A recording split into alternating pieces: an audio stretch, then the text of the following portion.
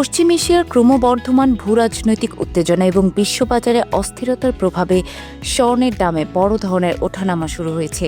আন্তর্জাতিক বাজারে দামের এ অনিশ্চয়তা ভারত ও বাংলাদেশের মতো ছোট বড় বাজারগুলোয় গহনার চাহিদাকে ব্যাপকভাবে প্রভাবিত করছে। 200-র বেশি সার্ভিস ও ফিচারে লেনদেনের সব বিকাশ অ্যাপে সম্ভব।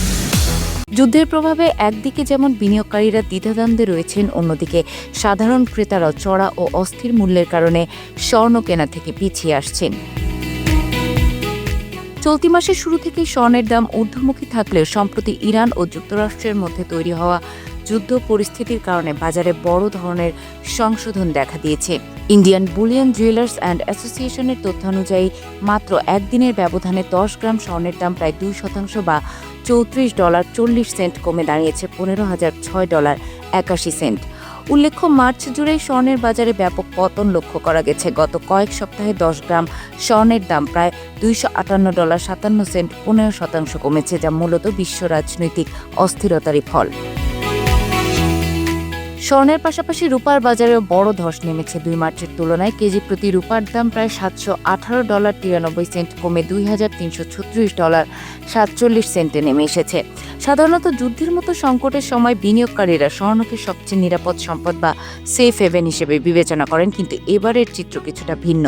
মধ্যপ্রাচ্যের তেল উৎপাদনকারী স্থাপনাগুলো ক্ষতিগ্রস্ত হওয়ার আশঙ্কায় অনেক বড় বিনিয়োগকারী স্বর্ণ থেকে অর্থ সরিয়ে অপরিশোধিত জ্বালানি তেলের বাজারে খাটাচ্ছেন।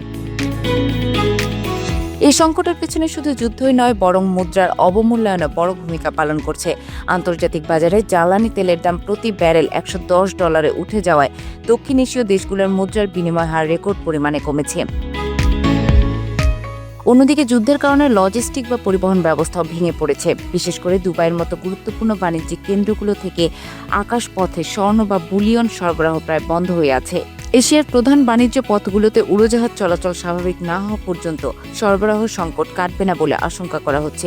একই সময় বিদেশি বিনিয়োগকারীরা বাজার থেকে বিপুল পরিমাণ অর্থ তুলে নিচ্ছেন, যা সামগ্রিক অর্থনীতিতে বাড়তি চাপ সৃষ্টি করছে।